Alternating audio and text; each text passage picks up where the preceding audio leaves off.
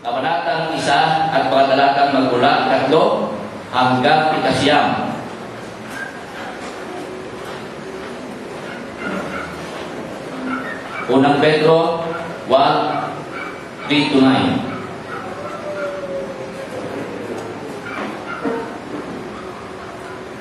Pasalamatan natin ang Diyos at Ama ng ating Panginoong Jesucristo. Dahil sa laki ng habag niya sa atin, tayo'y binigyan niya ng isang panibagong buhay sa pamamagitan ng muling pagkabuhay ng Jesucristo mula sa libingan, at ito ang nagbigay sa atin ng isang buhay na pag-asa. Makakamit natin ang isang kayamanang di masisira, walang kapintasan at di kukupas na inihanda ng Diyos sa langit para sa inyo. Sapagkat kayo'y sumasampalataya, iingatan kayo ng kapangyarihan ng Diyos habang hinihintay ninyo ang kaligtasang iyan na iyahayag sa katapusan ng panahon. Ito'y dapat ninyong ikagalak, kahit na maaaring magdanas muna kayo ng iba't ibang pagsubok sa loob ng maikling panahon. Ang gintong nasisira ay pinaparaan sa apoy upang malaman kung talagang nalisay. Kaya hindi naman ang inyong pananampalataya na higit na mahalaga kaysa ginto ay pinaparaan sa pagsubok upang malaman kung ito'y talagang tapat. Sa gayo'y kayo'y papupurihan, dadakilain, at pararangalan sa araw na mahayag si Jesucristo. Hindi din siya nakita kailanman, ngunit siya inibig na ninyo. Hindi pa rin ninyo siya nakita hanggang ngayon, ngunit sumasampalataya na kayo sa Kanya. Dahil dito'y nag-uumapaw na sa inyong puso ang pag-aalatang hindi kayang ilarawan sa salita. Sapagkat tinatanggap na ninyo ang bunga ng inyong pananampalataya, ang inyong kaligtasan. Salamat po sa pagkabasa ng Diyos. Tayo po'y maratirin na tayo. Ang ating ihanda ang ating mga puso, ang ating mga damdamin, ang ating mga isipan para po sa mahigit na salita ng Diyos, babahag sa atin, ating pastor. Pagpanang umaga sa ating lahat. Ang maganda ang dating ng boses. Kaya pagod ko po ang ating pusong pag-ingin ng paumanhin sa lahat po sa atin na dapat ay may-involve sa Global Search Mobile Camp na gagawin sana bukas hanggang sa araw ng Miyerkules dahil lang sa hindi ko ito tutuloy. At patuloy ho natin idapit sa Panginoon ang gawain ito dahil malawak ito. At lungkot bang isipin ang mga ganitong gawain.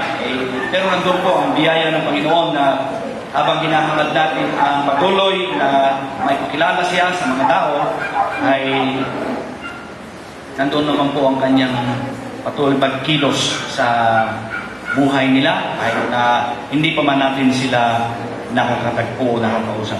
Ipanalangin ko rin mga kapatid ang kalooban ng Diyos sa ating pakikipag-ugnay dito sa ating mga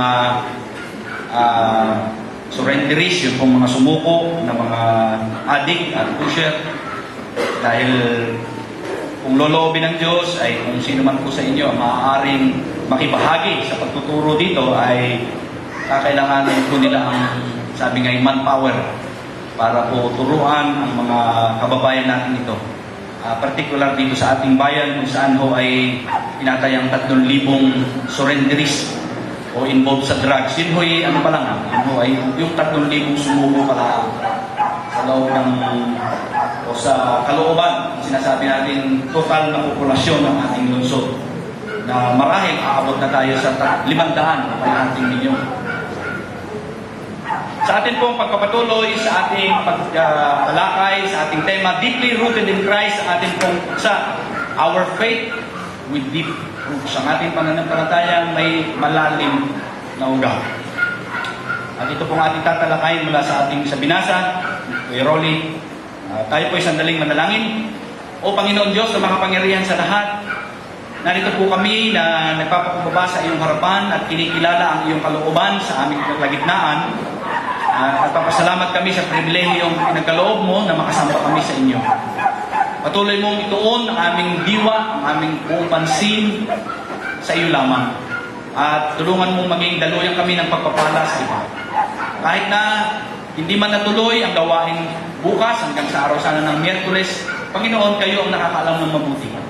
Nawa ay ihanda niyo pa rin kami sa patuloy na mga malawakang pag-abot sa aming mga kababayan sa iba't ibang kaparaanan na nais ninyo.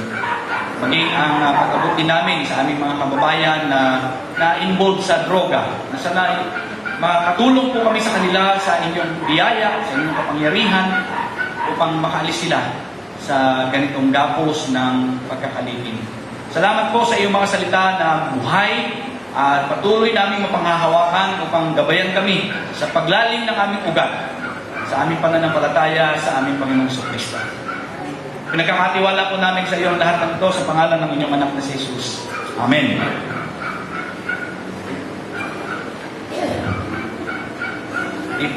Nakuha ko ang larawang ito, kung mapapansin ninyo ay siya ho ay nasa tabi ng isang parang ito ho ay cliff o bundok na dagat ho ay baba. Eh, yung puno ay doon ho siya tumubo sa gilid. Yan o. So, umakyat siya pa ganun. Kung mapapansin ninyo na yung ugat niya ho ang nakakapit doon sa gilid ng bundok na ito na humahawak upang siya'y manatiling buhay. So yung ugat niya ay marahil hindi ho ito pwede natin sabihin kahit di tayo ho nakapag-aral ng sa tungkol sa kalagayan ng mga tanim o puno ay ang ugat na yan ho ay mahigpit na sabi nga ay nakakapit sa lupang yan. At marahil ay malapad at malalim dahil kung hindi, kung bakit sabihin natin medyo batuan, ay hindi ho siya tatagal dyan. Kumbaga, mabubuwag at mabubuwag ito. So, mahalaga ho ang ugat na pinag-uusapan na natin sa ilang nakaraang linggo tungkol sa kalagayan ng ating pananampalataya sa Panginoon. At ito ho ay nais natin bigyan ng liig sa ating paksa sa umagang ito. Kanino po ang sulat ni Apostol Pablo? Ni Apostol Pedro. Sabi po doon sa unang Pedro 1:1, ang liham na ito ay para sa mga hinirang, elected, predestined. Sila ho ay mga hinirang ng Diyos. Hindi ho sila nagpresenta. Sila ho ay hinirang ng Diyos. At sila ho ay nasa iba't ibang lugar. So ito ho ay malawak. Hindi lang ho ito particular na isang simbahan, hindi isang church. At ang tinukoy ho dito ay mga lalawigan, gaya ng Ponto, Galacia, Cappadocia, Asia, at Bithynia. So, imagine nyo ho yung lawak, yung tinatawag ko na ito ho ay isang circular letter, isang liham na ipapalaganap para makarating sa lahat ng mananampalataya sa lugar na yun. Nais ho ni Apostol Pedro na ipahayag ito sa kanila sa ganun pong kalagayan. Now, ano po ang sitwasyon ng panahon yun? Noong panahon yun, si Emperor Nero ang namamahala sa imperyo ng Roma. Isa ho siya sa sabi natin ay masamang emperador noong panahon yun, sa panahon ng Roma. Dahil daw meron siyang pangarap na magpapaipaayos ang mga gusali sa Roma noon, ay ipinasulog niya ito. At ayon nga sa kasaysayan, si Nero habang nasusunog ko ang kapaligiran ng Roma, ay tumutugtog pa ho ng kanyang instrumento. Parang, siyempre, gusto niya maging relax kahit nasusunog. Ngayon, ang effect ho niyan ay hindi maganda sapagkat ang mga tao ho ay nagalit. Ngayon, alam nila, meron ho silang hinala na si Emperor Nero ang may kagagawan. Kaya ang ginawa mo ni Emperor Nero, sa halip na sa kanya mapokus ang atensyon o galit ng tao, alam niya ho na itong mga tagasunod ni Kristo o mga mananampalataya, Christians, noong panahon na yon, medyo meron na hong hindi magandang relasyon sa mga tao. Kumbaga parang sila ay napapansin na ng mga tao dahil kakaiba ang kanilang pinaniniwalaan dahil sila ngay tagasunod ni Kristo. Ang ginawa ho nito si Nero, ibinaling niya. Nagpahuli ho siya ng mga mananampalataya at sinabi niyang sila ang may kagagawa ng pagkasunod.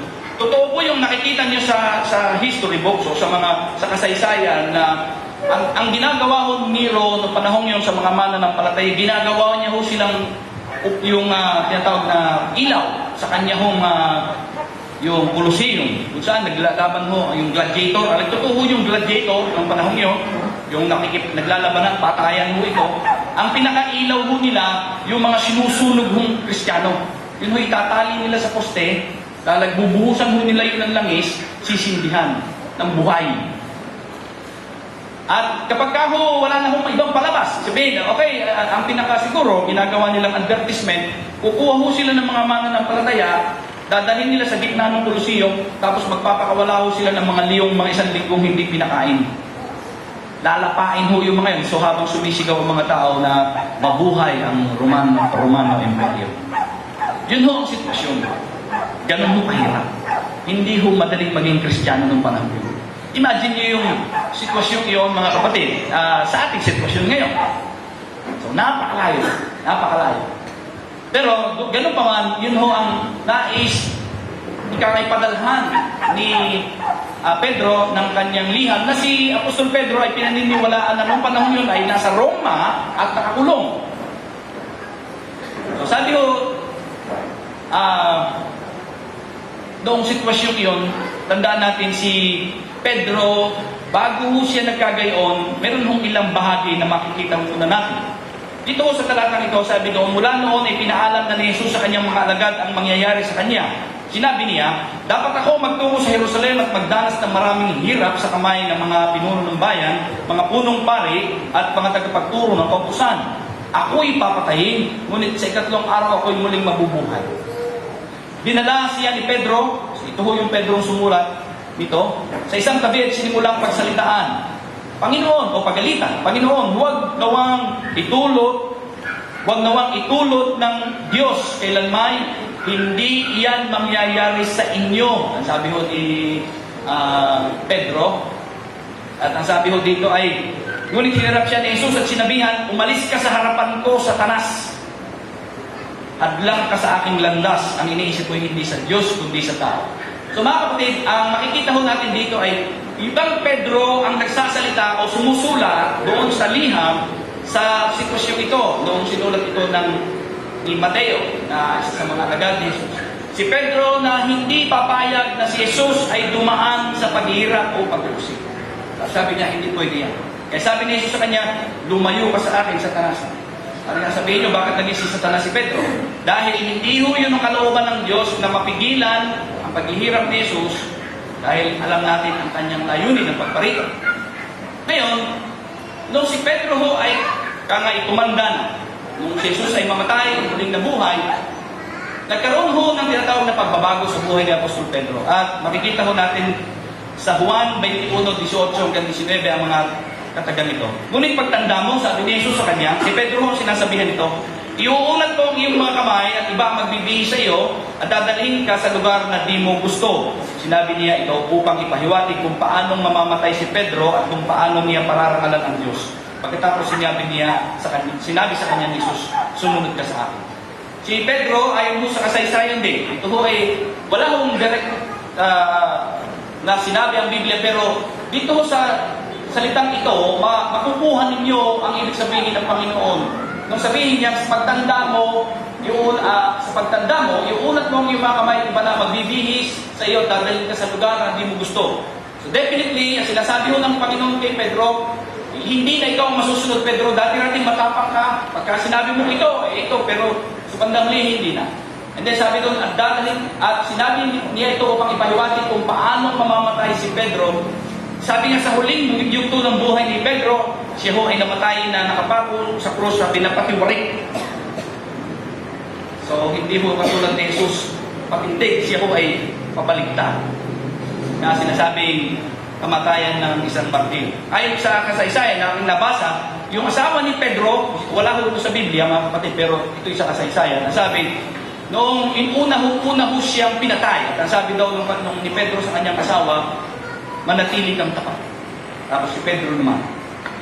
So yung mga kapatid ay isang bahagi kung saan makikita natin na hindi madali ang mabuhay noong panahon noon sa kamay ng mga taong umupusig sa mga mananampalataya.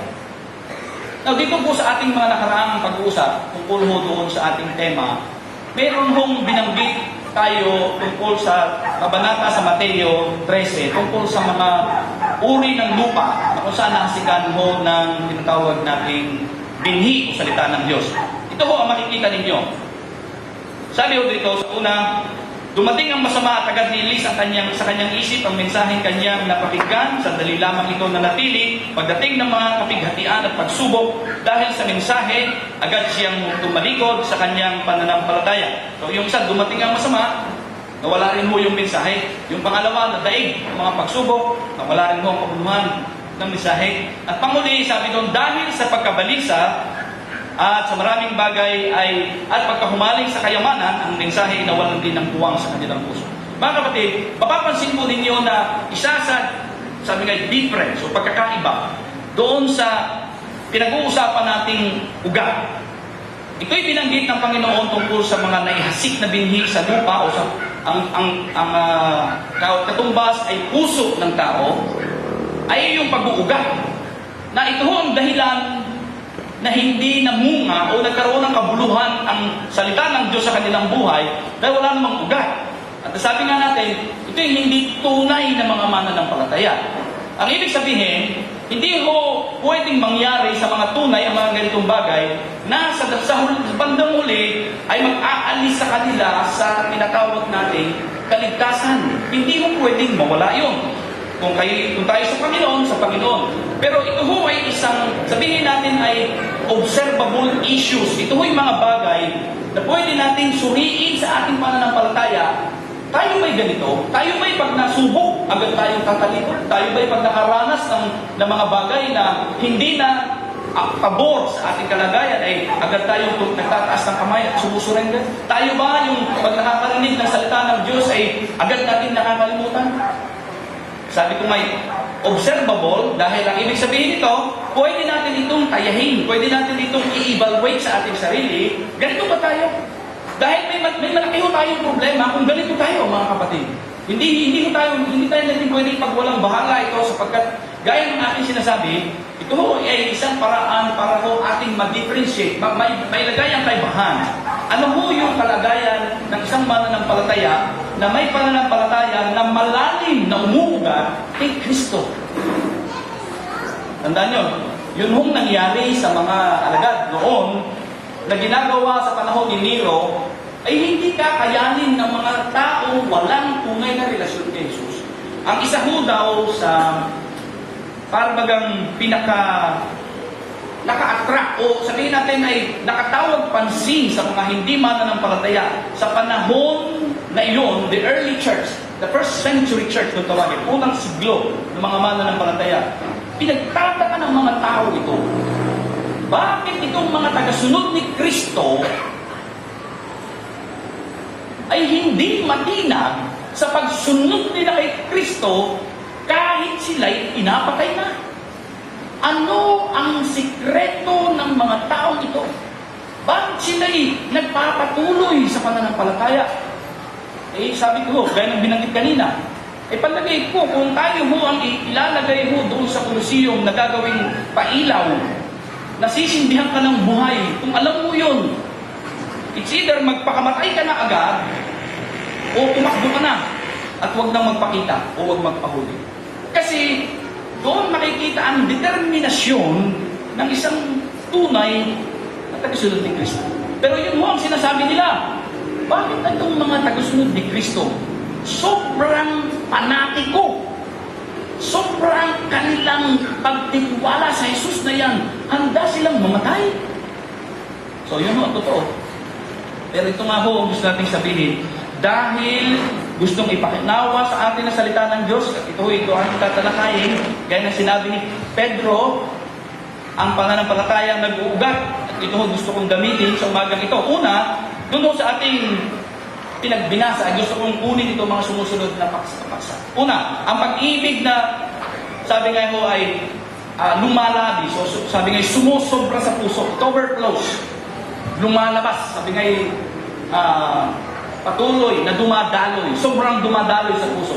Pag-asa na nagbibigay seguridad sa puso. At yung kagalakan na sabi nga overwhelms. You know, yung kakaibang ika nga mo ay uri ng kagalakan, kasiyahan. Hindi ho kayang kaliwanag. Yun ang binanggit kanina sa ating binasa eh. Hindi kayang ipaliwanag ng salita. Okay, tingnan po natin ang mga sumusunod na bahagi. Love overflows in the heart. Sabi po ni Apostol Pedro sa kanyang liham dito sa chapter 1 verse 8, hindi ninyo siya nakita. Sino sinasabihan niya ho dito? Yun ang mga mananampalatayang kanyang sinusulatan. Hindi ninyo siya nakita kailanman, ngunit siya'y inibig na ninyo. Hindi pa rin ninyo siya nakikita hanggang ngayon, ngunit sumasampalataya na kayo sa kanya. Dahil dito'y nag-uumapaw sa inyong puso ang kagalakang di kayang ilarawan ng salita. Sabi ko ni Apostol Pablo ay hindi nyo sila nakita. Ang kaibahan ng naging kalagayan ng mga apostol noong una at sa panahon na nasa pisikal na kalagayan si Jesus. Sa Juan 1:1, ano ho makikita natin doon? Sabi ni Juan ganito, ipinapahayag namin sa inyo ang aming nakita na hipo. At yun ay walang iba kundi si Jesus. Ibig sabihin, pisikal na nakasama nila ang Panginoon, nakasama nila sa paglakad, pagtulog, pagkain, pamamahinga at lahat. Meron silang personal na pagkakita mismo kung sino si Jesus. Samantala, itong mga sinusulatan ni Pedro, ang sabi niya dito ay, hindi niyo siya nakita. Now, ano po ang ibig sabihin ng mga sinasabi ni Pedro? Bakit, kung hindi niyo siya nakita, ano yung batayan ng pag-ibig na nasa kanila?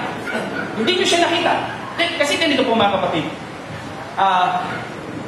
Sabihin natin na ang pag-ibig kasi, hindi, yan ay parang hirap i-explain sa ating lingwahe na hindi mo natin, sabihin natin physically o tangible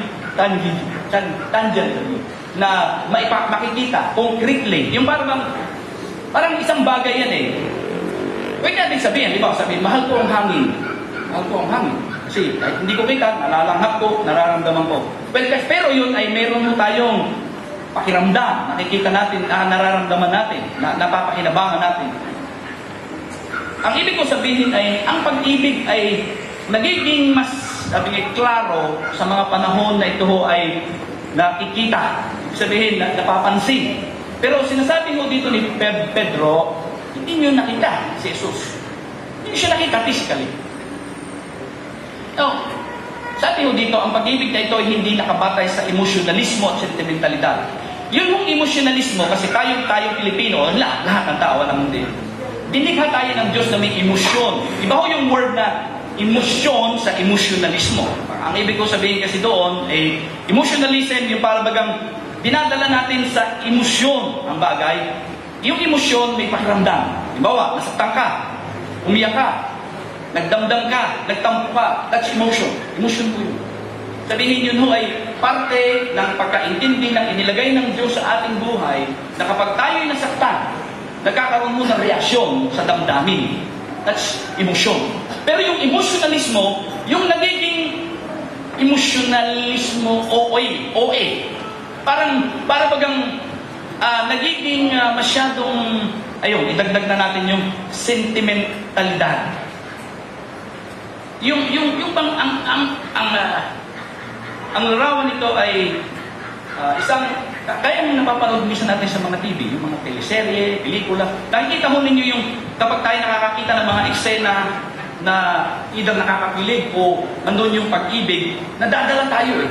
Kita nyo, nagagalit kayo sa mga kontrabida, di ba? Bakit? Kasi nakikita ninyo at nadadala yung emosyon. So ganun ho ito. Hindi ho ito nakabatay daw sa emotionalism at sentimentalidad, sabi ni Pedro. Bakit? Hindi naman nila kita si Jesus eh.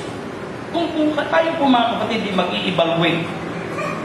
Kasi minsan, niisip ko nito kahit sa aking sarili. Kapag kinakanta natin yung, di ba nasasabi yung, mahal na mahal kita, Panginoon. Tinatanong ko lang lagi ito sa aking sarili. Tunay mo bang mahal ang Panginoon, higit sa buhay mo, higit sa asawa mo, higit sa mga anak mo, higit sa trabaho mo, higit sa kanino pa man? Isang tanong yun na napakahalaga. Kasi pag kinanta mo yun, parang talagang pikit ka pa eh. Mahal na mahal kita, Panginoon.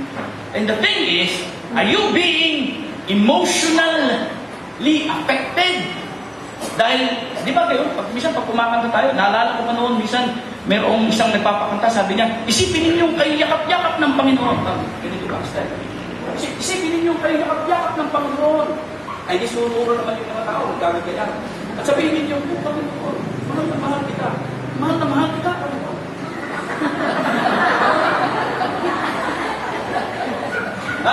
That's emotionalism.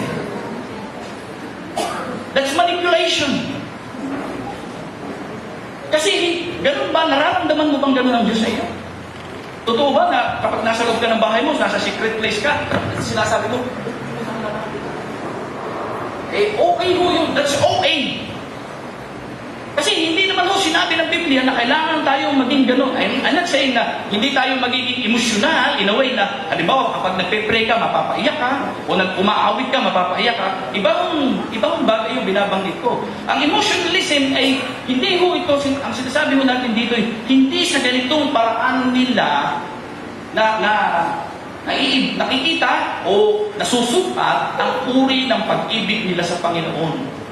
Kapatid, ang tanong is tungkol sa katotohanan. How much we really love the Lord. And ang issue ko diyan ay ang ating obedience. Obedience. Why? Sabi ni Jesus ganito, ang umiibig sa akin ay sumusunod sa akin. Kaya ako'y natatakot minsan kapag sasabi kong pagkakantahin na yung mahal na mahal kita, Panginoon. Kaya ako'y natatakot kasi ang meaning ho noon, kapag sinabi mo yun sa Panginoon, willing kang sundin siya hanggang kamatayan. Siyempre, kaya minsan ang hirap kumanta dahil para bagang hindi mo masabi, Lord, hindi ko kaya ito. Parang hihirapan mo talaga sa isang bagay lang na ito, hindi kita masunod bago kakantahan kita ng mahal na mahal kita. So, nagsisinungaling lang ho sa inyo. Maaaring nakikita ng mga kapatid na ako ho ay very emotional. Umiiyak pa ako, pero sa totoo, hindi ko ganun kalalim na aking pagmamahal sa inyo. So, ito ay isang uri ng pag-ibig na batay sa pananalig ay nagpasyang ibigin si Jesus. Ibig sabihin nito, it's a choice. Dito papasok yung free will. Bakit may free will? Dahil kung tutusin, hindi naman ho tayo pipilitin ng Panginoong ibigin siya. Although, sabi nga, ang banal na spirito ay nilagay sa atin, binigyan tayo ng, nung tayo siya tumahan sa atin, ay binigyan niya tayo ng pag-ibig ng Diyos. Sabi nga yun ay ganap at lubos na pag-ibig ng Diyos. Kaya ho yung pag-ibig na yun, hindi actually galing mismo sa atin, galing sa Kanya. Pero ito po ang issue doon eh. Ang pag-ibig din ito na hinihingi sa atin ng Panginoon ay isang desisyon. Iibigin mo ba ang Panginoon? Tingnan mo ninyo siya, si Pedro nung tinanong siya ni Jesus, Pedro, iniibig mo ba ako? Sabi ni Pedro, opo, Panginoon, alam niyo mahal ko kayo? Ilang beses ko siya tinanong? 3. Bakit? Hindi dahil hindi alam ni Jesus na hindi siya mahal ni Pedro, pero alam ng Panginoon na ang pag-ibig ni Pedro ay hindi katulad ng pag-ibig ni Jesus sa kanya. Dahil, di ba, si Jesus ay hinuli na, sabi ni Jesus sa kanya, Pedro, itatatwa mo ako, bago pa siya hulihin, at nung hinuli na, nangyari nga, sabi, itatatwa mo ako na may 3 ulit. Mahirap eh. Yun mo yung reality. Lamang mga kapatid, ang gusto natin sabihin dito ay ito ay isang uri ng pag-ibig na batay sa pananalig at nagpapasyang ibigin si Jesus. Yung bang sinasabi natin na Panginoon, ako alam ko hirap akong ibigin kayo dahil marami pa akong mga bagahe, marami pang mga bagay sa buhay ko na minsan hindi ko ma-give up. Mas mahal ko ang cellphone, mas mahal ko ang mga gadget kaysa inyo, mas mahal ko manood ng TV, ng mga teleserye, mas mahal ko Panginoon yung minsan kahit ako'y maglingkod sa inyo, napipigilan ako dahil minsan mas mahal ko ang mamasyal, mas mahal ko ang mga etc. etc. That's it. That's the reality. Pero ano po ang gusto sabihin dito? Kung mahal mo ang Panginoon, you have to make a choice. Iibigin ko ang Panginoon, kahit anong nangyari. Kasi, ito yun yung mga kapatid yung mga nauna, pinapatay. Ay, umiibig pa rin sila eh. Aba, kaya nga ito sinasabi ko. Pag sa atin na kaya ito tumapa. So kung tayo ho'y handa, baliwala yun. Sasabihin natin, na nagawa ko na yung ako'y usigin o pahirapan sa maraming bagay, maaaring nag-i-struggle tayo, hindi man katumbas ay buhay pa, pero handa tayong ibigin. So, ang una hong nakita ko hong pagpapalalim ng pananampalataya ng ugat sa ating Panginoong Jesucristo ay yung pag-ibig na nag-o-overflow. Naniniwala ako na ang mga sumasampalataya talaga sa Panginoon ay may ganyang hangarin. Hindi yan nawawala eh. Hindi mo yan pwedeng mawala. Kasi umuusbong talaga yan sa puso. Talagang, kaya sabi ko, observable, yung difference doon sa ugat na, ay doon sa puno o halaman na hindi umugat, ito ho ay nag-overflow. Ibig sabihin, lumalabas yan. Yan ho yung nakakayag yan. At ang maganda niyan, hindi lang ho yung direkta sa Panginoon, bagamat yung number 1, pero yan ay nakakayag sa kapaligiran. Sabi, the vertical overflowing of the love and yun hong horizontal sa paligid. Ang pag-ibig ay nagiging ganap sa atin kaya hindi natin kinatatakutan ng araw ng paghukom. Notice the word love na nagiging ganap daw sa atin kaya hindi kinatatakutan ng araw ng paghukom. Yan ho ay yung pagbabalik ni Kristo na hahatulan ang mga tao. So hindi nakakatakot yun para sa mga mananampalataya. Sapagkat tayo'y tulad ni Kristo kahit nasa daigdig pang ito. Naka-experience tayo ng pagsubok, paghihirap, hindi kung anuman ang mga pagtingin ng Diyos sa atin. Ang sabi, walang kasamang takot ang pag-ibig at pinapawi ng ganap na pag-ibig ang anumang pagkatakot, hindi paganap ang pag-ibig ng sinumang natatakot. I believe na somehow ang ating pag-ibig sa Diyos ay hindi pa magkakatulad. Ay hindi ko pwede sabihin na pag-ibig ko sa Diyos ay mas mataas kaysa pag-ibig ninyo at hindi ko pwede ikumpara ang pag-ibig ko sa iba. Ako ang nakakaalam ng pag-ibig ko sa Kanya at siya ang tunay na nakasusukat noon. Ganon din po tayo. Hindi tayo magkakatulad ng antas ng pag-ibig. Naniniwala ako na kahit sa ating mahal sa buhay, sa asawa, sa anak, posible. Hindi mo pwede sabihin ng totoo na, mahal na mahal kita, handa akong mamatay sa iyo. Ay bakit pagka may asoy, nauuna kang tumakbo sa misis mo? So doon pa lang, sukat na ang pag-ibig mo ay hindi pa ganap. Ano sabi? Ang hindi pa daw ganap ang pag-ibig ng sinumang natatakot. Mga kapatid, natatakot po ba kayo pagdating ng paghuhukom? Dapat ang sagot natin, hindi. Hindi. Bakit? Bakit ako matatakot pagdating ng paghuhukom? Samantalang, kung si Jesus isinampalatayanan ko, ano pang ihahatol sa akin? Tapos na. Wala nang sino mang hahatulan. Wala nang paghatol sa sino mang nakipag-isa. Pero, ganito. Pwede ho nating palalimin ang ating pag-ibig. Paano? Di atin hong tayahin sa ating pang-araw-araw na buhay, gaano ho natin inilalagay ang ating ay atensyon kung sino ho ang Panginoon sa atin. Yun ho ang pagpapalaw. Kasi di ba katulad, i-relate natin ito sa, halimbawa, sabihin natin, mag-girlfriend. How much time, mag-boyfriend, how much time you spend sa binibigay mong relasyon, sa pag-build ng relasyon sa inyong mahal sa buhay para ma-develop ng gusto pag-ibig. So yun mo'y tanong din na pwede natin sabihin, how much time na idinidevote ko sa Panginoon para ako'y mapalapit sa Panginoon? Kung mas lesser, mas marami para sa akin, I think pwede natin sabihin na hindi paganap ang pag-ibig na yun. Kailangan pang paunlarin, kailangan pang palaguin. Kung baga sa ugat ay mababaw, kailangan natin palalimin.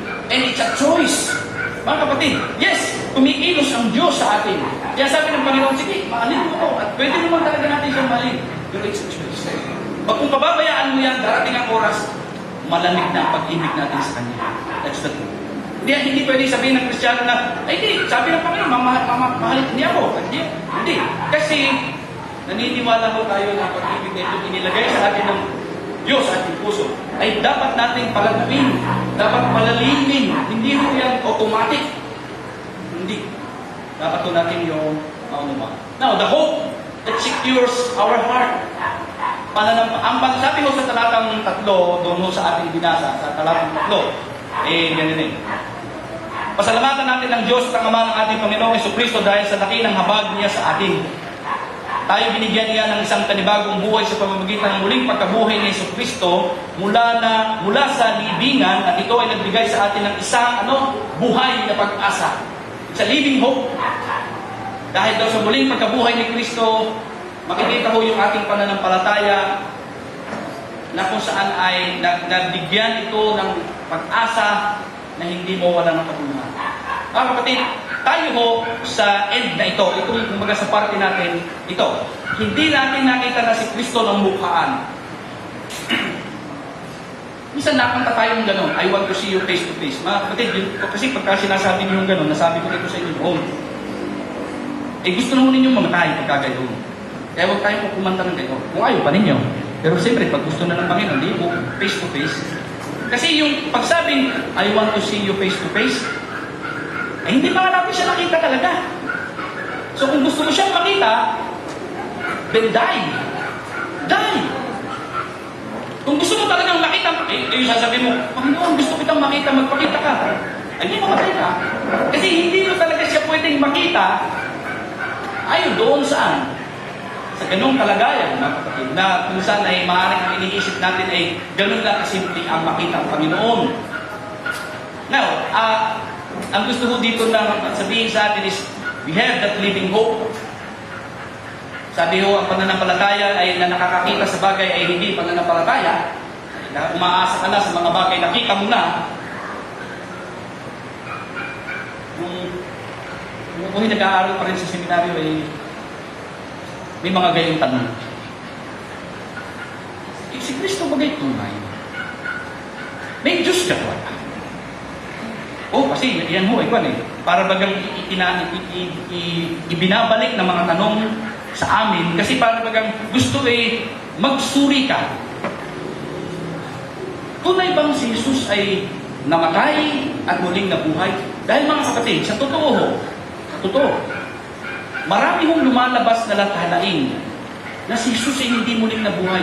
Katunayan, ayon sa mga hindi naniniwala kay Jesus o sa ating pananampalataya, nakita ang bangkay ni Jesus, yung bungo. Kasi nahukay ho ito sa Jerusalem, yung sabi, at nakita mismo yung kamay, yung buto na may sabi pa nga yung daw pa ako, hindi pa naalis eh. So, ang sabi ho nila ganito, ito, si Jesus, ano yung sinasabi ng mga Kristiyano na nabuling nabuhay? Ito. So, kaya, ito ay isang bagay na, pero hindi ho ito nilalagay sa ating kaisipan at puso ngayon para sabihin natin, magduda tayo, sabihin nga natin, oo nga, no? Pero maganda rin mong isipin natin ito dahil doon ho na bubuo at napapatatag ang ating pag-asa sa hindi natin kita.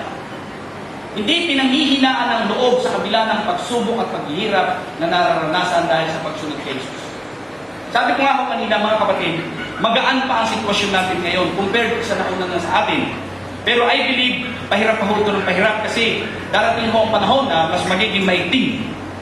Recently, supposed to be, sana naging maayos ho ang ating gawain, pero I believe that itong pangyayari na hindi pagkatuloy ng camp sa Cultural Center ay talagang isang pahiwatig na ng Panginoon na you need to be on your knees. Sabi nga, kailangan kayo'y nasa inyong tuhod nananalangin. Huwag kayong kampante.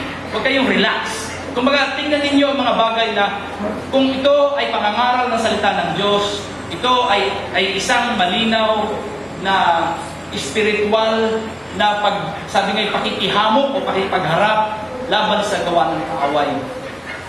Kasi akala ko namin medyo nagkampante ho ako personally dahil isip ko okay na ho sa lahat ng mga dinaanan, even sa ating kagalagalan na mayor, inapruba na. Bakit pagdating ho doon sa principal ni-reject? Kinontra niya. Sabi niya mga ngarlang naman ang mga yan. Kilala ko pastor Ari. So, na-realize ko na hindi dapat kampante. Dapat kaya na, sabi natin, kailangan be on your knees. Always be on your knees. Prayer, kailangan natin kasi spiritual battle yan. Hindi yan porque may mga connection tayo ay madali. Yes, that's good. Dahil nakakapasok tayo sa mga lugar na madali. Pero pag talagang gumalaw din ang kaaway, ipinakikita din niya na hindi magiging madali yan para sa inyo. Kailangan tayo maging handa. Sabi nga ako ng Apostol Pedro ay Pablo sa Efeso ay nakikipaglaban kayo hindi sa tao. Hindi ho tao ang kalaban. Pero yung nasa likod niyan, ang sabi ho diyan ay ang gawa ni Satanas. Si Satanas at ang kanyang mga kampo na gumagalaw sa likod upang pigilan ang mga gawain. So, ano po ang ibig sabihin? Ito ho ay mga paraan na pinakikita para tayo subukin. So, panghihinaan tayo ng loob, nakakapang lumot, yes. Nakakapanghina ng loob. Minsan naisip ko, sabi ko, naituloy ito. Parang ako'y medyo nawalan din ng, parang bang sabihin natin eh, yung desire na parang naisip ko lang. Pero, hindi dapat panghinaan ng loob. Kasi parang sinabi mo, talo ng Panginoon dito. Hindi. Dapat natin isipin, may pag-asa tayo. Ang Panginoon ng ating kakampi, siya ang gagawa, titilos upang sa gayon ay magkaroon tayo ng malakas na loob. Dahil may pag-asa tayo. Sa hindi natin siya kita, pero alam natin gumagawa siya sa ating kalagitnaan. Nauunawaan ang pagsubok sa kasalukuyang panahon ay maikli kaysa kaluwalhati ang daranasin sa darating. That's verse 6. Ang sabi ko ni Apostol Pedro, ito'y dapat ninyong ikagalak. Now, ano mo kanyang gusto sabihin dito? Kasi yung pag-asa na kinakabitan, kumbaga parang nakakunik, is nakakunik sa kanilang karanasan, hindi lang ho doon sa kanilang pananampalataya kay Kristo, kundi yung kasing muling pagkabuhay, kung ikokonek mo natin, si Kristo ay nagtiis, si Kristo ay naghirap, si Kristo ay namatay, pero muli siyang nabuhay. So, ang sino mang nakaugnay kay Kristo ay makakaranas doon. So, ang sabi ho ni Apostol Pedro sa kanila ay huwag kayong mawala ng pag-asa. Bakit? Dahil ang pagsubok na ito ay maikli lamang. Compared sa eternity, maikli lang. Yung iba siguro, napanood ko ho ang isang palabas, ito ho ay pagsasalarawan na lang. Sabi kay dramatization. Yun hong si John Huss, isa ho siyang believer. During that time, paigpit ang pagsubok. Hindi na ho ito early church. Hindi ko alam kung panahon ng Reformation na ito. Siya ho ay sinunog ng buhay. Sabi nga, burn at stake kung tawagin ho. Alam niyo, nung siya ho ay sinusunog, kumakanta ho siya ng papuri sa Panginoon. Imagine yun. Mahirap yun. Siguro pagka ho tayo yun, sa init ho baka tayo ho hindi natin alam kung ano ating gagawin. Pero ano ang sabi ho ni Pedro sa kanila? Kayong mawala ng pag-asa. Maikli lang yan. Pag kayo pinuha na ng Panginoon, tapos mo. So, ano po ang gusto natin sabihin doon? Sabi ho dito sa Tito 1:2, sinugo ako upang patibayin ang pananampalataya ng mga hinirang ng Diyos at upang palawakin ang kanilang kaalaman tungkol sa katotohanan makakapaglapit sa atin sa Diyos at bigyan sila ng pag-asa sa buhay na walang hanggan. Bago palikhain ang sanlibutan, ang buhay na ito'y ipinangako na ng Diyos na kailan may hindi sinungaling. So kung ano man ang mapanghahawakan natin, walang iba kundi ang sinabi ng Diyos. Hindi tayo mapapahamak. Meron tayong buhay na walang hanggan. So, kumarap man tayo sa pagsubok at mamatay kaagad, wala akong problema yon dahil meron tayong pag-asa sa Kanya. Now, kumusta ho ang ating pag-asa? Madali tayo mawala ng pag-asa lalo na sa mga bagay na minsan ay hinahangad natin, nakakawala talaga ng pag-asa yan. Kaya ng mga karanasan natin sa buhay, sa trabaho, sa relasyon, sa negosyo, madali tayo mawala ng pag-asa dyan. How much more nga, kung lalo na ito, hindi natin kita Alam niyo kung bakit ko maraming nagsasabing sila'y mananampalataya tapos natalikod. Yun hong natalikod. Yung iniiwan nila talaga ang pananampalataya, nabalik na sila sa dati nilang buhay. Ginagawa na nila uli yung dati nilang ginagawa, na dati, na bago na. Pero sabi ngayon, sila'y naging mananampalataya, pero ang totoo, hindi natin alam kung genuine o hindi. Bakit bumalik sila sa dating buhay? Alam niyo kung bakit? Naniniwala ho ako na in one way or another, sa yugto ng kanilang buhay, sa takbo ng kanilang buhay, may mga karanasan yan, may mga karanasan na posibilidad na naglagay ng tanong o pag-aalinlangan sa pag-asang meron sila. Most probably. Maaaring ang iba nagdala na talaga ng pita ng laman, pita ng mata, layo ng buhay, kalayawan sa buhay. Pero naniniwala po ako mga kapatid na meron hong posibilidad, malaki ang posibilidad, na kapag ang isang nagsasabing mananampalataya ay tatalikod sa kanyang pananiwala kay Kristo o pagkapit kay Kristo, isa sa posibleng dahilan na wala ng pag-asa. Pinanghinaan ng loob. Hindi na niya nakita na nasasagot pa, mabibigyan pa ng katugunan ng Diyos ang kanyang mga tanong sa buhay. Gaya na lang kung halimbawa, matagal ka nang nananalangin, ang iyong kabuhayan, medyo nararanasan mo yung kahirapan, nararanasan mo ang sakit.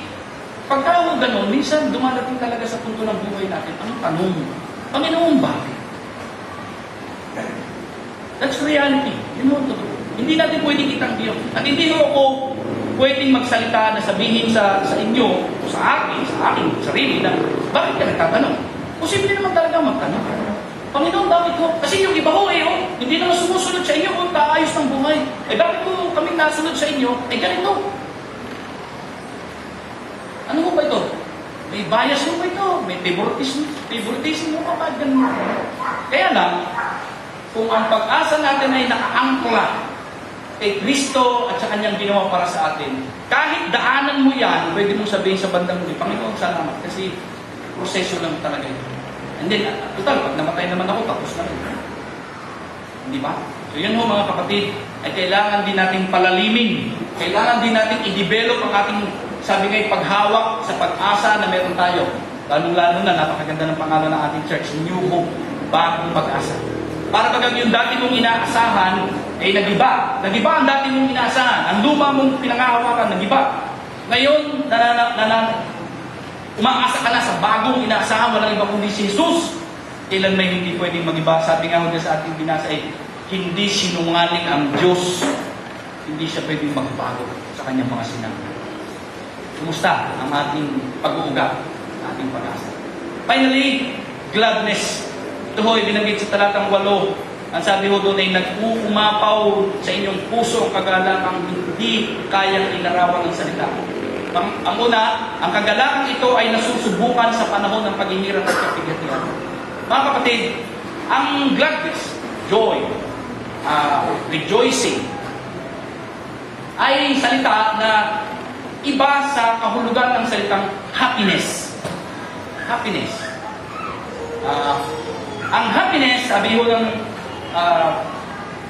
isang paliwanag, dictionary, ay ito'y nakabase sa loobin natin o damdamin natin sa mga bagay na nangyayari sa atin. At ito ho ay yung external. External ito, yung mga nakikita mo na nagbibigay sa'yo ng kaligayahan. Halimbawa, nakakita ka ng ganung bagay na gusto mo, nasiyahan ka. Nakatanggap ka ng regalong ganito, nasiyahan ka. So yun ho ay happiness. Being happy from what you have received o nakuha mula sa labas. Now, ang kagalakan, joy, yung gladness, ay from within. Yun ho ang kaibahan. Ito ay, ang sabi mo dito ay, nasusubok ito lalo sa panahon ng kapigatian, ng pagsubok. Mga kapatid, siguro hindi naman ito yung sasabihin natin tayo nakakatawa. But there is somehow related to ito, pwede ko sabihin ito. Rejoicing and peace of mind. Kaya sabi ni Apostol Pablo sa mga taga-Pilipos, sabi, iparating ninyo sa Diyos ang inyong mga kahilingan sa panalangin at ang sabi doon, at ang kanyang kapayapaan na hindi malirik. Imagine nyo yung sinabi doon ni Paul. Ang kapayapaan, the peace that comes from God, unsearchable, unfathomable. Hindi ko kayo ipaliwanag daw yun. Yun din ho ang kasama ng rejoicing. Yung bang, kahit ang hirap na, pwede kang umupo sa isang tabi at sabihin mong, Lord, salamat. Salamat. Kahit ganito, salamat.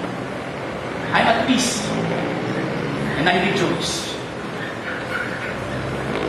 Ang kagalakan ito ay hindi may lalarawan ng salita sapagkat ito ay taliwas sa kasiyahan ng mga hindi nananalig kay Jesus. Remember, ano ho ang nakakapagpasaya sa mga nanonood sa Colosseum? Pag nagsisigawan sila doon, long live the Roman Empire. Yung long live the Emperor, si Nero. Habang sinusunog yung mga Kristiyano, pinapakain, pinapalapa sa yun at iba pa. Yun yung kasiyahan nila. Yun yung kanilang, parang doon sila nagagala, doon sila nagsisigawan. Sa kanila, yun mo ang happiness. ay sa mga mananampalataya na nakakaranas ng matinding hirap na sinisigawan ng mga taong tutuwa dahil sila'y nasasaktan, may kakaiba namang kapayapaan at kagalakan. There is peace and joy within. Yung bang kahit na halimbawa, dito wala, hindi mo kahit paliwanag. Halimbawa, kinagkagda ng leon, tanggal ang kamay mo. Ang sakit noon.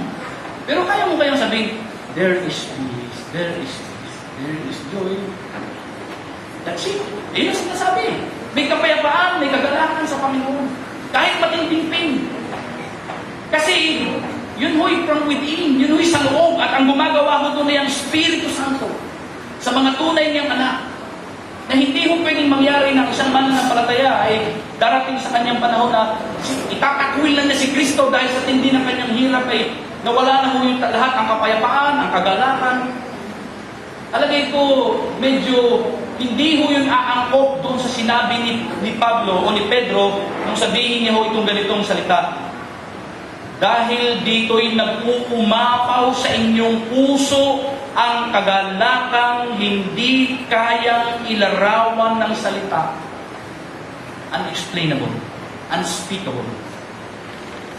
Mga kapatid, yung salitang yun ay hindi ko rin kayang ilarawan. Kasi hindi nga pwedeng ilarawan. That's only from God. In our hearts. Sa puso natin, gagawa ang Diyos, mangungusap. At yung bang parang titikit ka na lang at sasabihin mong, Lord, salamat. Alam niyo po ba, si Pedro, nung sumusulat nito, gaya ni Pablo noon, ay nasa kulungan at malapit na rin pamatay. At ang sinabi nga, ipinakol, patimuray. Sa Pilipos 4:4, ang kagalakang ito ay hindi nakabatay sa sirkumstansya, kundi sa puso at isip ng isang mananampalataya. Dahil sinabi ni Pablo, gaya ni Pedro, rejoice in the Lord always. Again, I say, rejoice. Rejoice. Magana kayo. Hindi sasabihin ng mga alagad ito, ni Pedro, ni Pablo, kung hindi ito totoo sa kanila. Sinungaling sila kung gano'n. Nagyayabang sila. Pero hindi. Bakit? Nakakulong. Nahihirapan. Pero nasabi nila, rejoice in the Lord. Mga kapatid, hindi nakabatay ito dahil sinabi lang ng dalawang alagad.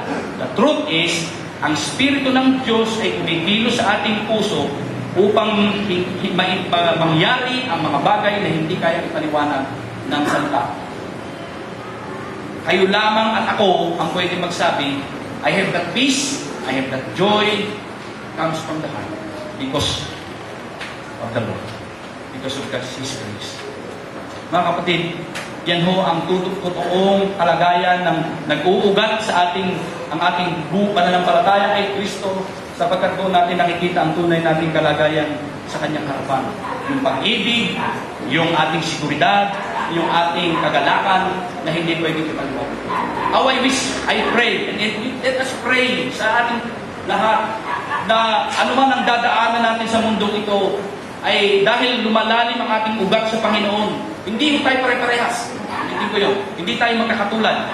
Pero naniniwala ako na ang Diyos ay kumikilos upang sa gayon mag-ugat tayo ng totoo at lumalim. Upang sa gayon darating ang oras, gaya ko na sinabi ni Apostol Pablo sa mga taga-Pilipos, kung hindi man ganito, sabi niya muna ganito, tayong mga matatag sa pananampalataya, we who are mature, ay dapat ganito mag-isip. Yun ho yung kanyang binanggit sa Philippians chapter 3, sa Philippians chapter 3. Tayong mga ganap sa pananampalataya o mature, ay dapat ganito mag-isip. Parang ang nakita ko doon ay ganito. Ang mature pala, may mga bagay na dapat ay naiisip mo gayon. Yun ang dama. Pag kayo mature na sa faith, sabi ni Pablo, tayong mga mature sa pananampalataya, dapat ganun mag-isip. Pero the following verse, statement, ito naman ang sabi niya, ngunit kung hindi pa ganon ang iyong pag-iisip, meaning, kung hindi ka pa mature, still growing, kumbaga parang kung saan ho ay bata na nagko-crawl pa, parang hindi ka pa totoong malago sa pananampalataya. Ngunit, kung hindi pa gayon ang iyong pag-iisip, ano ho sabi ni Pablo sa Pilipos 3? Ang Diyos ang magpapaunawa niyan sa inyo. Ano pong ibig sabihin niyo mga kapatid? Kung tayo may connection talaga sa Panginoon, Hindi po pwedeng hindi nyo nauunawaan ang mga bagay na pinagsasabi natin dito at pinag-uusapan. Bakit? Kasi ang Diyos daw ang magpapaunawa sa iyo na dapat ganun na tayo.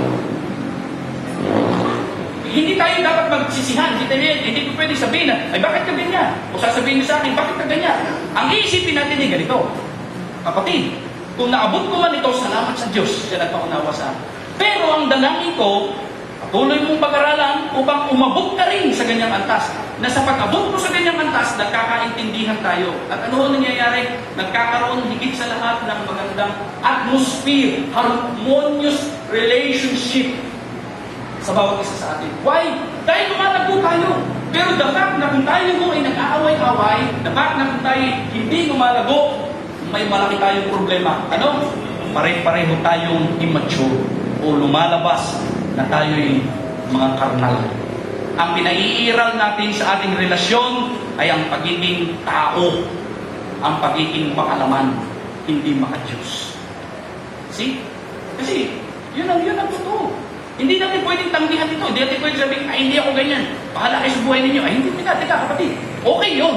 Pero dapat dumating sa punto na maunawaan mo. Why? Dahil sabi nga ng salita ng Diyos, ipauunawa iyan sa iyo ng Diyos. Para bagang ganito, sa iyong pananambahan, pagbabasa ng Biblia, pananalangin, pakikisalamuha sa mga kapatid, nare-realize mo, mali nga ako, tama sila. Dapat yun. Mali ako, tama sila. Dapat yun. O kaya nagsasabi mo naman, Lord, salamat dahil lumalawak ang aking kaalaman, nakikita kong tama ako, at kung mali man sila, itong sasabihin natin, Lord, sana, lalago din sila sa pagkaunawa nilang iyon. Sinabi ko ito sa inyo upang kayo magkaroon ng kapayapaan sa pakikipag-isa sa akin, sabi ni Kristo. Magdaranas kayo ng kapighatian sa mundong ito, ngunit tibayan ninyo ang inyong loob na pagtagumpayan ko na ang sanlibutan. Yan ang sabi ni Kristo. Tingnan niyo po ito. Ang sabi ni Kristo, sinabi ko ito sa inyo upang kayo magkaroon ng kapayapaan at pakikipag-isa sa akin. Ibig sabihin niya, sinasabi niya sa mga alagad, ito yung sitwasyon upang sa gayon magkaroon kayo ng kapayapaan. Saan? Sa relasyon niyo sa akin, para sa ganon, hindi kayo magtataka. Hindi niyo pagtataan. Panginoon, bakit mo ko inuusig? Bakit mo ko ginaganito ng mga tao? Naalala ko ng ito nung pinag-pray natin sa prayer meeting, nung Webes, sipin nyo sa India, yung balon na pinagkukunan ng tubig para mabuhay o para pagkunan ng pangaraw-araw na pangangailangan. Pag believer, hindi pinaiigib. Pag believer ka, hindi ka pwedeng umigib dyan. Kabila ang pwedeng umigib. So, itakwil mo si Kristo, makakaigib ka. Sipin nyo, tubig lang yun, pinagdadamo. Eh, buti tayo, may Lipa Water District dito. Eh, paano mo sabihin ng isang araw dyan na ang makakagamit na lang ng tubig, Katoliko, ang born again, bahala kayo, maghukay kayo ng sarili ng balon. Uminom kayo dyan sa sapa, o uminom kayo. Ay, palagay ko, ako'y naniniwala, magkakaintindihan tayo ng gusto rito. Tiyak. Tiyan ninyo makikita, lalabas ang kulay. Tiyak yan. Tiyak. Hindi pwedeng hindi yan. Kasi, diyan na susubukan na yung ugat. Hindi lang mo yan isip. Yung karanasan. Sabi ng Panginoon magdaranas kayo ng kapihatian sa bundok ito. Tibayin ninyo ang inyong loob. Bakit? Napagtagumpayan ko na sa lipunan. Hindi ba siya nagtiis? Nagtagumpay lang ba siya? Nagtagumpay siya, pero nagtiis siya. Ang gusto sabihin ng Panginoon ay, kasama ko kayo, hindi ko kayo papabayaan. Mga kapatid, that's the reality. It's the truth. Hindi tayo dapat matras sa takbuhin ito. Bagkus ay pag-ibayuhin natin ang ating pag-uugat sa pananampalataya sa Panginoon. Ito ang sinasabi sa isang talata. Sabi ho doon, the eyes of our understanding being enlightened that we may know. Ito ay King James Version. That ye may know what is the hope of His calling and what the riches of the glory of His inheritance in the saints and what is the exceeding greatness of His power to usward who believe according to the working of His mighty power. The eyes of your understanding being enlightened. Mata ng pag-unawa o pananampalataya. Yan, naririnig natin sinasabi. Mata ng pananampalataya. Pinag-uunawa. Enlightened that we may know that the hope of His calling and what the riches of His glory, of His inheritance in the saints, and what is the exceeding greatness of His power to usward who believe according to the working of His mighty power. Higit ang Panginoon sa lahat ng ating daranasin. Kaya nga sabi ko doon, ipanalangin buksan o bubuksan din talaga ng Panginoon ang ating pangunawa. At habang ganoon, ano po ang gusto kong sabihin? Habang binubuksan o habang lumalawak ang ating pangunawa, nakikita ko rin ho itong ganitong kalagayan. We are becoming rooted sa ating pananampalataya. Why?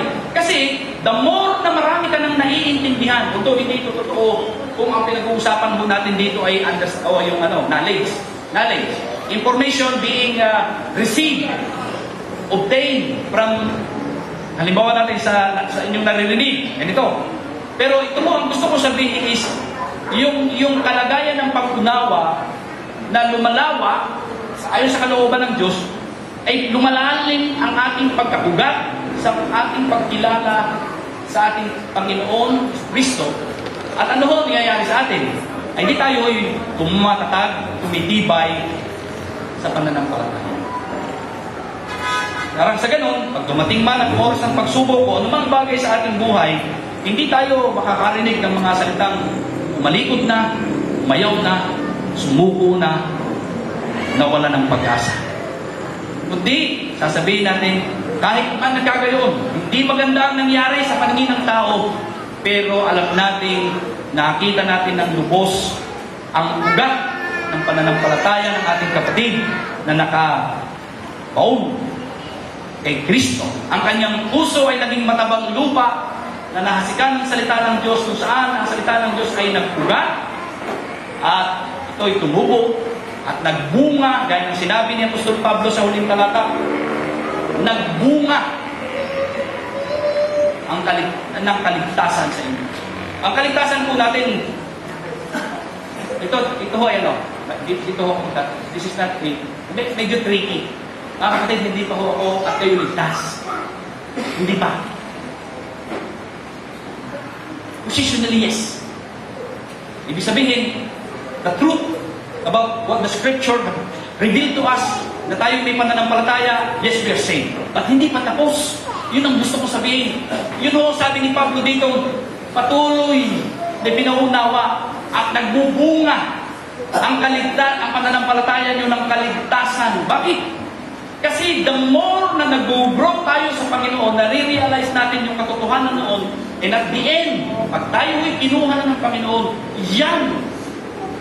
Actually, pwede natin sabihin ganito ang lukalubusan yan, gaya na sinabi ni Pablo sa mga taga-Pilipos, ang sinimulang mabuting bagay ni Kristo sa inyo ay kanyang lulubusin. Tingnan niyo yung word.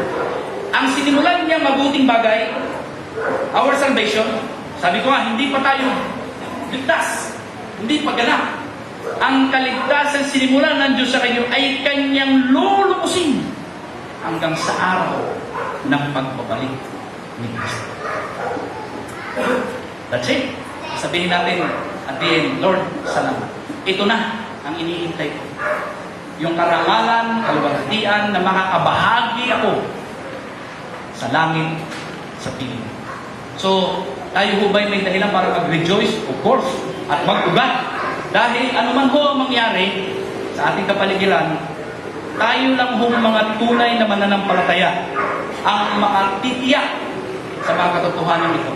At tayo ho'y para bagang sabihin natin nakasandal sa isang matatag na pader o sandalan dahil ito ho'y nakaangkla kay Kristo na naghandog ng kanyang buhay para sa atin.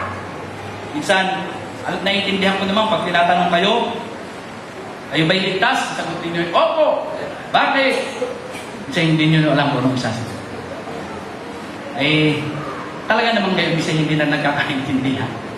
Pero, minsan sinasabi ko nga sa aking pangangaral it's only 15%. Mga kapatid, what you heard from the message, only 15% of this will retain sa mind. 15%. Kaya tingnan nyo, halimbawa, next week, magre-review tayo.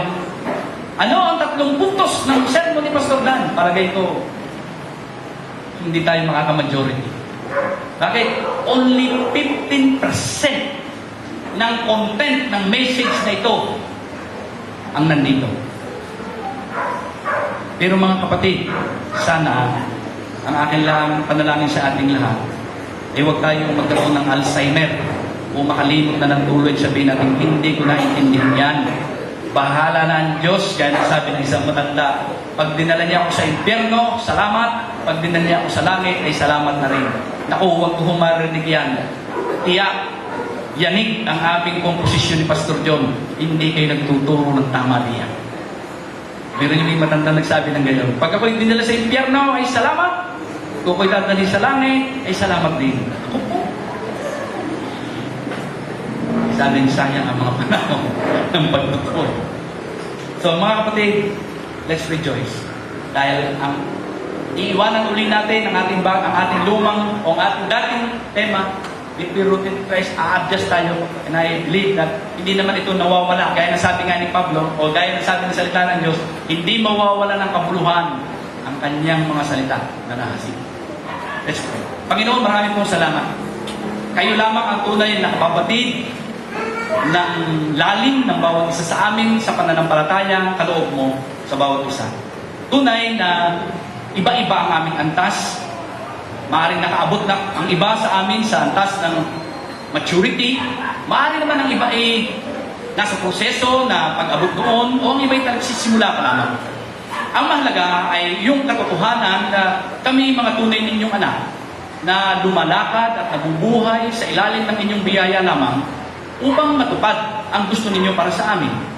Panginoon, hindi magiging madali ang daranasin ng iba sa amin dito sa mundong ito. Maring dumanas kami ng lubhang kapighatian at kahirapan. Maring makaranas kami na dadating sa punto na tatanungin o kukwestiyonin namin ang antas ng aming pananampalataya o ikaw sa aming buhay.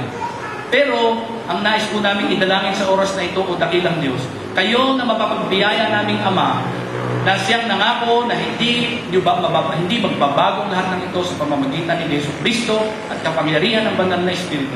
Ang patuloy na magpaunawa sa amin ng mga bagay na hindi paabot ng aming kaisipan sa mga sandaling ito. Nawa, habang umuusad ang araw at panahon sa Lipan Hope Church, Panginoon, makikita namin bumubuti ang aming kaugnayan sa iyo at sa aming kapwa. Higit sa lahat, sa kapatiran. Salamat, Panginoon. Sabi nga, hindi namin iiwanan ang temang ito na walang naging epekto sa amin. Iniwala po ko, ang inyong salita'y buhay. Epektibo itong nanunuot sa kalooban ng aming pagkatao, hindi lang sa isip, upang sa gayon maabot ang tas na nais ninyo sa bawat isa. Ang lahat ng ito ay aming dalangin sa pangalan ng inyong anak na si Jesus. Amen.